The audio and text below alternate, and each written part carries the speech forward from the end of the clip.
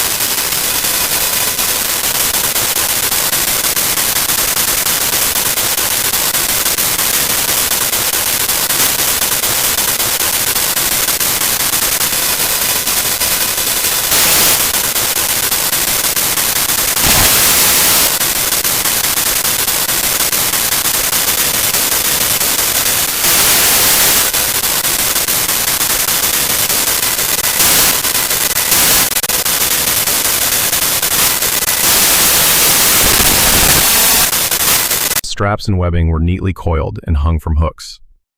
A small wood-burning stove, its pipe vented through a reinforced hole in the fuselage, sat cold and dark. Someone had survived here. Not just survived, they had waited. They had planned. Sargent moved past him, his claws clicking softly on the metal floor. He ignored the supplies, the stove, the neatly made cot in the corner. He led Rowan toward the front of the aircraft, toward the cockpit bulkhead. There, tucked away, was a small partitioned-off area, no bigger than a closet. A personal space. A small, makeshift desk had been fashioned from an ammo crate. On it sat a few items, arranged with military precision. A canteen, a sharpening stone, a leather-bound logbook, closed, and next to it, a Zippo lighter. Worn brass, with a crude engraving on the side. A cartoon raven holding a lightning bolt. Rowan's blood went cold. He didn't have to pick it up. He knew the feel of it, the specific click of its lid. It was Marcus Thorne's lighter. His gaze lifted from the lighter to the small compartment door behind the desk. It was the only splash of color in the entire drab, metallic interior. Someone had painted it. A single, perfect coat of bright, vibrant cerulean blue. It wasn't just any blue. It was a specific, custom-mixed shade he hadn't seen in 15 years. The exact color he and Marcus had used to paint the inside of their shared gear locker in Kandahar, a small act of defiance against the endless beige of the war. A private joke, a secret territory. Marcus Thorne was supposed to be dead. He was the pilot of a civilian transport that went down over the Hindu Kush 15 years ago. No survivors, a closed case. Rowan was supposed to be on that flight. At the last minute, his orders were changed. He'd waved Marcus off on the tarmac, told him he'd catch the next one. He didn't check the cargo locks. He didn't do the final walk-around. He just waved, and he never saw his friend again. The guilt of it was a low-grade fever that had never broken. He believed his shortcut, his moment of lazy trust, had cost Marcus his life. But this plane, this shelter, this impossible blue door, it told a different story. Marcus hadn't died. He had ended up here. He had survived. He had waited. And for 15 years, someone had kept that door blue. Rowan reached out a trembling hand and touched the smooth, cool surface. It felt solid, real. A message sent across a decade and a half of silence and grief. He wasn't looking at a crash site. He was standing in a tomb that had been a sanctuary. He was standing in the middle of his oldest, most unforgivable failure. The logbook on the desk seemed to pulse with a life of its own. It held the answers. It held the story of the intervening years. It held the reason Marcus, a man who could navigate by the stars and fly anything with wings, had ended up hiding in a metal can on a forgotten mountainside. Rowan felt a sudden, fierce wave of nausea. The weight of that book, of that blue door, was immense. It was the weight of a life he had mourned, a guilt he had carried until it became part of his own architecture. He felt a presence at his side. Sargent had come to stand beside him, his body pressed lightly against Rowan's leg. The dog wasn't looking at him. He was looking at the blue door. His posture was different now. It wasn't the alert stance of a working dog, or the concerned nudge of a companion. It was something else, a quiet, profound stillness. He let out a soft whine, a sound threaded with a sorrow so deep it made Rowan's own grief feel shallow. Then, the dog did something he had never done before. He lifted a paw and gently, deliberately, placed it on the bottom edge of the blue door. He held it there, his gaze fixed on the vibrant color. It wasn't a trick. It wasn't a command. It was memory. And Rowan remembered. Sargent hadn't been his dog, not originally. He was a legacy. Sargent had been Marcus Thorne's canine partner. They had been separated during a chaotic transfer stateside, a bureaucratic mistake. By the time it was sorted out, Marcus was already gone, lost in that supposed crash. The dog, grieving and lost, had been assigned to Rowan. They had healed together, two solitary mourners finding a shared silence. But the dog had not forgotten. He remembered his handler. He remembered this place. He remembered the blue. The truth of it settled in Rowan's chest, a block of ice. This wasn't just Marcus's shelter. It was Sargent's too. He had been here with his handler. The realization recontextualized every quiet moment, every shared look, every protective gesture from the dog over the years. Sargent hadn't just been his companion. He had been a guardian of this secret, waiting for Rowan to be ready to find it. Rowan sank to his knees, the cold of the metal floor seeping through his pants. He rested his forehead against the blue door. The paint was smooth, its coolness a stark contrast to the heat behind his eyes. He didn't cry. He hadn't in 15 years. But the pressure in his chest was immense, a dam of unshed grief threatening to break. He had run from this for so long, built a life of solitude and silence to wall it off. Now, the ghost he had been running from was here, not as a specter of failure, but as a testament to survival, resilience, and a loyalty that defied death itself. He knew he couldn't handle this alone. The official channels, the sheriff, the Forest Service, felt wrong. This was too personal, too old. This was not a crime scene, it was a legacy. There was only one person he could call. One person who knew the whole story, who had stood with him and Marcus under that same Afghan sun. He pulled out his phone. The signal was weak, a single flickering bar. He found the number and pressed call. It rang twice. Elias, a quiet voice answered. No hello, no preamble. Rowan's own voice was rough, tight. I need you. There was no hesitation on the other end of the line, just a calm, steadying presence. Where? Trailhead at Black Balsam Knob, as soon as you can. On my way, Elias said, and the line went dead. Rowan didn't move for a long time. He just knelt there, his hand resting on Sargent's head, his forehead against the impossible blue of the door, the silence of the forest pressing in on all sides. The past was no longer behind him. It was here, waiting for him in a cold, metal shell, demanding an answer he didn't know if he had the strength to give. An hour later, Rowan and Sargent were back at the trailhead. The sky had darkened, the gray deepening to the color of a bruise. A battered-looking dark green pickup truck was parked next to his own. Elias was leaning against the driver's side door, a silhouette against the fading light. He was a tall, lean man, his quiet stillness a contrast to Rowan's coiled tension. He wore jeans and a grease-stained flannel shirt from the auto shop he ran in town, a life a world away from the one they had once shared. As Rowan approached, Elias pushed off the truck. He didn't offer a handshake or a hug. He just held out a large, battered metal thermos. Figured you could use this. Rowan took it. The warmth seeped into his cold hands. Elias had another, smaller one for himself. He had remembered. Rowan took his black, no sugar. Elias took his with a splash of cream he kept in a tiny cooler in his truck. Small details, remembered over years of unspoken history. "What did you find, Ro?" Elias asked, his voice low. Rowan didn't answer right away.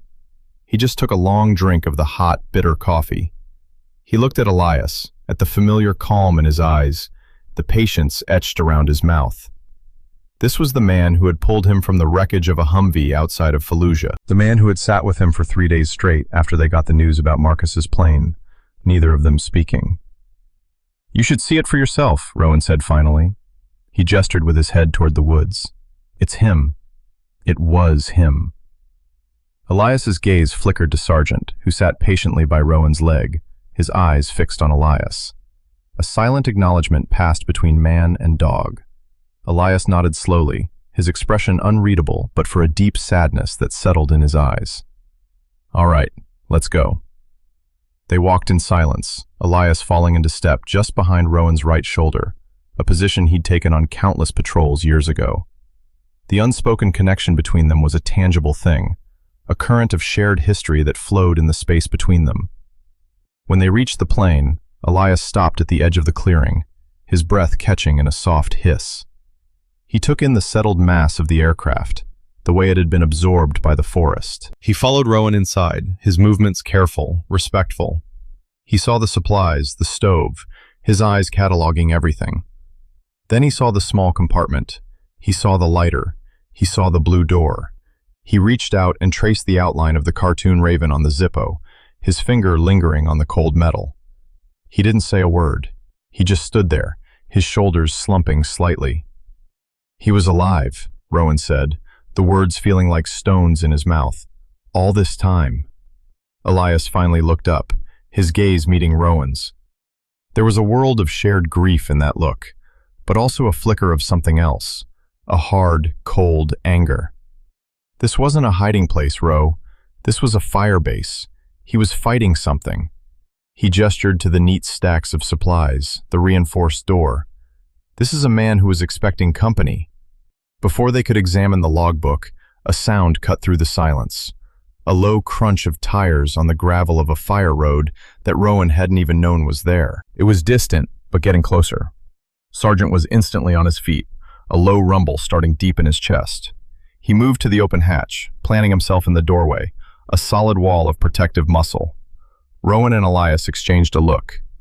"Company's here," Elias said, his voice flat. They moved to the hatch, peering out from behind the dog. A pristine black SUV, the kind that looked aggressively out of place in these woods, was pulling to a stop not 50 yards away. The doors opened. A man in a tailored suit and polished shoes got out, looking as alien as the vehicle. He moved with a smooth, unhurried confidence, his smile practiced and pleasant. "Hello there," he called out, his voice echoing slightly in the quiet woods. "Didn't expect to see anyone up here. I'm Daniel Caldwell, with the Appalachian Stewardship Conservancy. We've recently acquired this parcel for reclamation." Rowan felt a cold knot tighten in his stomach. The man's words were friendly, but his eyes were like chips of ice, scanning, assessing, calculating. This was wrong. All of it. "This is National Forest land," Rowan stated, his voice level. Caldwell's smile didn't falter. "A recent transfer. It's all perfectly legal, I assure you. We're here to handle the environmental cleanup of this old wreck. A tragic accident from many years ago. We're just doing our part to restore the mountain to its natural state." Sargent's rumble deepened, a low thrum of controlled warning. The dog didn't take his eyes off Caldwell. "He seems nervous," Caldwell observed, his smile tightening fractionally. "You should keep a better handle on him." "He's fine," Rowan said, placing a hand on Sargent's back. The dog's muscles were rigid. "He just doesn't like surprises." Caldwell's gaze drifted past Rowan into the dark interior of the plane. His eyes lingered for a moment on the blue door, and for a split second, the polite mask slipped. Rowan saw a flicker of annoyance, of cold calculation. He knew. He knew exactly what this place was. "Well, I'm afraid you'll have to clear out," Caldwell said, his tone shifting from friendly to firm. "This is a restricted area now. For your own safety, of course. We'll have teams here starting tomorrow morning to begin the dismantling process. Hazardous materials, you understand." The threat was clear, wrapped in the sterile language of bureaucracy. They were here to erase this place, to erase Marcus. "This isn't just a wreck," Rowan said, his voice dangerously quiet. "Someone lived here." Caldwell gave a dismissive, sympathetic-sounding sigh. "Vagrants, I'm afraid. We've had trouble with them squatting on our properties. It's a sad situation, but we'll handle it."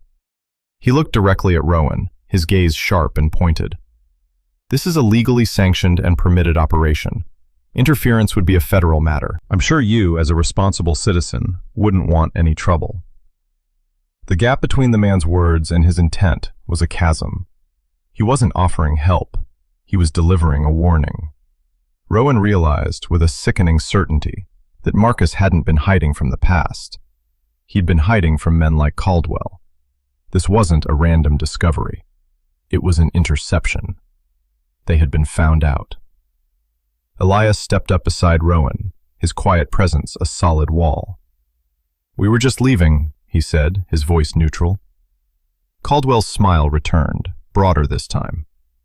"Excellent. It's for the best. Have a good evening, gentlemen." He turned and walked back to his SUV without a backward glance, the epitome of corporate control. As the SUV pulled away, Rowan stood frozen in the hatchway, the man's polite, venomous words hanging in the cold air. The stakes had just been raised from a personal quest for truth to a direct confrontation with an organized, powerful enemy. They weren't just cleaning up a wreck, they were burying a witness. He turned and looked at the blue door, at the logbook on the crate. He had thought he'd found a ghost. Instead, he had stumbled into a war. That night, Rowan called Maya, a park ranger he'd come to know and respect. She was sharp, no nonsense, and carried a deep, fierce love for the mountains. He explained the situation in clipped, precise terms, leaving out the most personal details but emphasizing the plain, the signs of long-term habitation, and the sudden, suspicious appearance of Caldwell and his conservancy. Maya listened without interruption. "A land transfer like that would have crossed my desk," she said, her voice tight with suspicion. "It didn't. I'll make some calls. Don't go back there alone. Meet me at the trailhead at 800. The next morning was colder, a thin layer of frost silvering every surface. Maya's green Forest Service truck was already there when Rowan and Elias pulled up. She stood beside it, arms crossed, her expression grim. "Something's not right," she said immediately. "I ran the parcel number Caldwell's group, ASC, filed for. It's a shell company that traces back to a resource extraction conglomerate. They've been buying up environmentally sensitive land all over the Appalachians. The transfers are being pushed through on a fast track, citing private conservation efforts. It's a loophole big enough to drive a truck through." The three of them made their way back to the plane, Sargent leading the way, his mood even more tense than the day before. The forest was too quiet. As they got closer, the smell hit them. Not rust and old fuel. It was the sharp chemical tang of fresh paint. They reached the clearing, and Rowan's heart seized. The site was crawling with men in clean white hazmat suits. A portable generator hummed, powering bright work lights that cast harsh, sterile shadows. The side hatch of the plane was wide open, but it was the interior that made Rowan stop dead. Everything was gone. The crates of supplies, the stove, the cot, the makeshift desk, all vanished. The floor had been swept clean. It was just an empty metal tube. He pushed past a worker who tried to stop him, his mind screaming a silent no. He rushed to the small compartment. The Zippo was gone. The logbook was gone. And the door was a flat, lifeless olive drab. They had painted over it. They had erased the blue. The sight broke something deep inside him. It was more violent than any physical destruction. It was a desecration, a final, contemptuous dismissal of Marcus's life, his fight, his last message. The blue had been a beacon of hope, a proof of life. The drab green was a shroud. "Sir, you can't be in here," a man in a suit said, grabbing his arm. Rowan shook him off, his vision tunneling. He stumbled back out of the plane, into the cold air, the smell of the wet paint filling his lungs, choking him. He had failed. Again.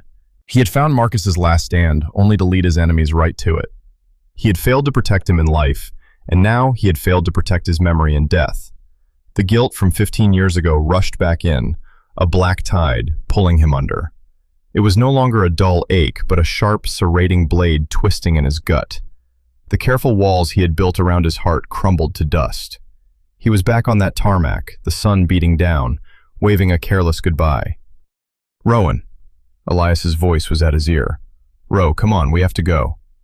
He let Elias and Maya lead him away, his movements stiff, robotic. He didn't look back. He couldn't. The image of that green door was burned onto the inside of his eyelids. That night, he retreated.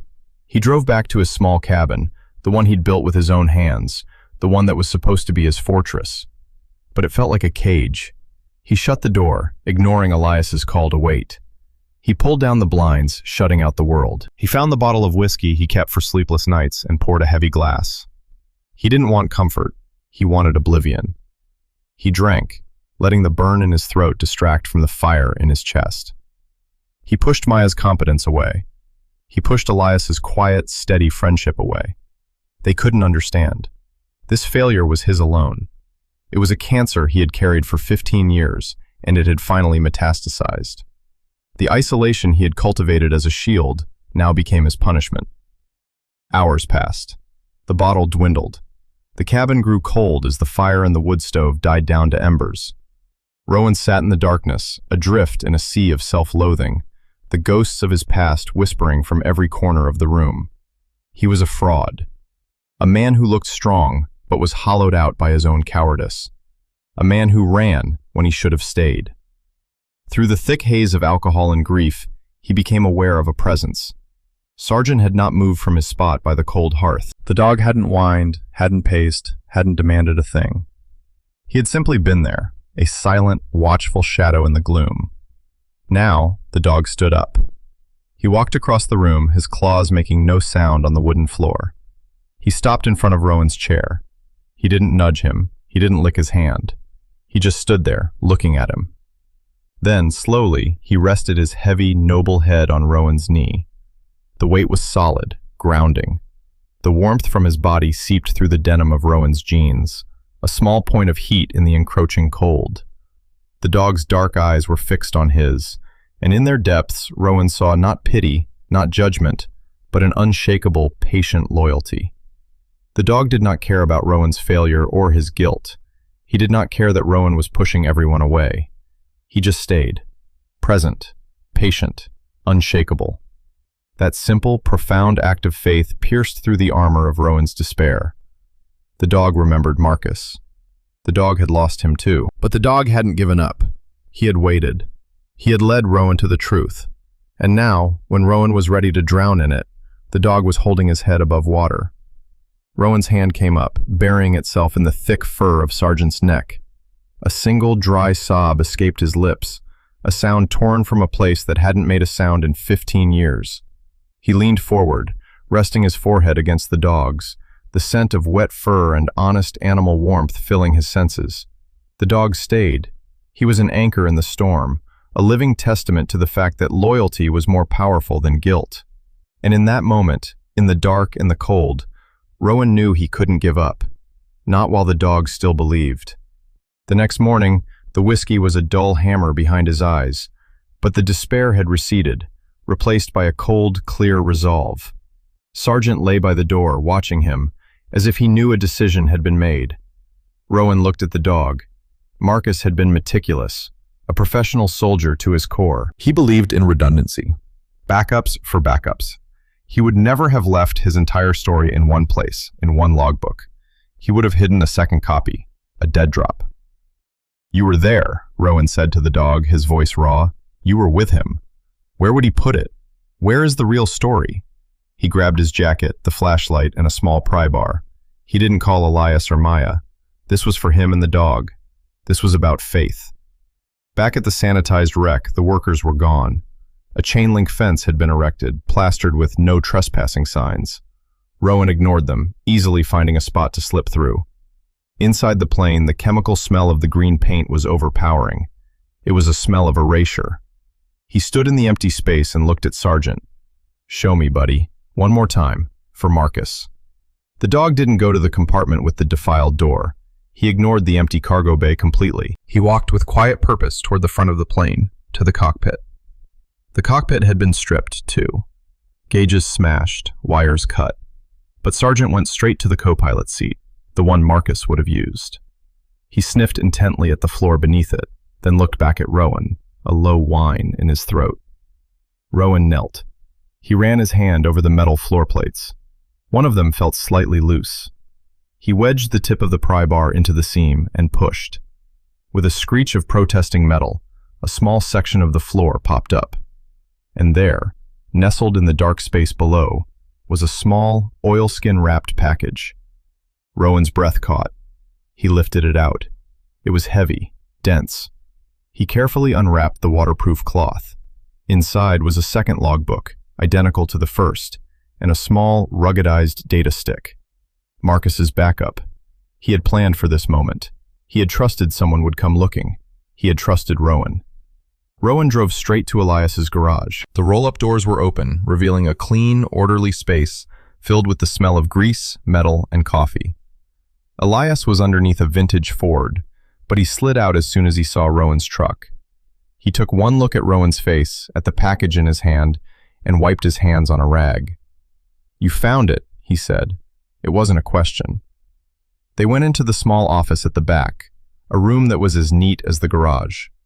Maya was already there, sitting at the small table, a laptop open in front of her.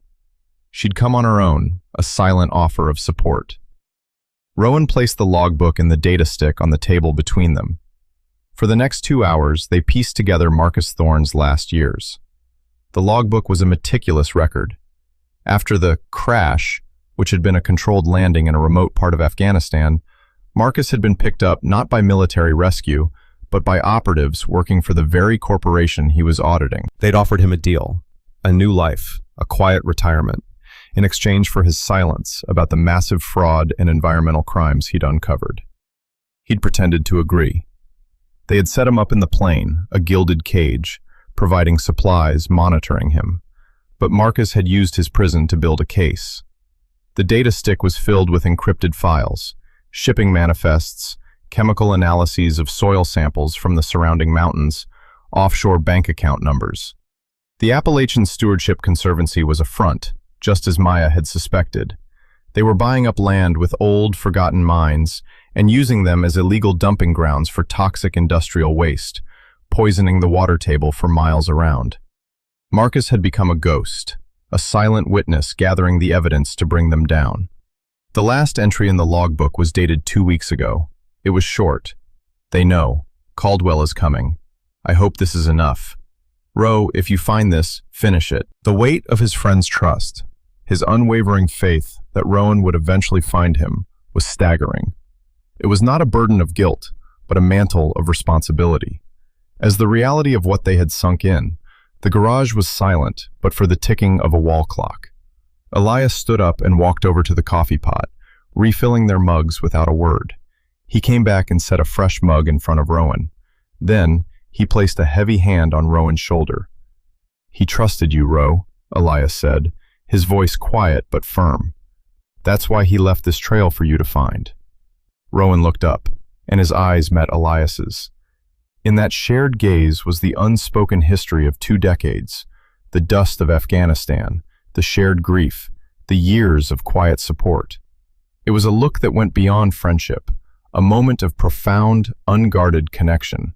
It held gratitude and sorrow and a deep, steady loyalty that asked for nothing in return. A warmth spread through Rowan's chest, an unfamiliar ache that he didn't try to name or analyze.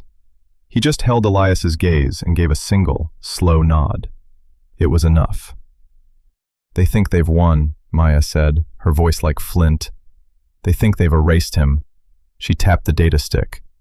"But he's about to get very loud." They didn't go to the authorities. Caldwell's people were too connected.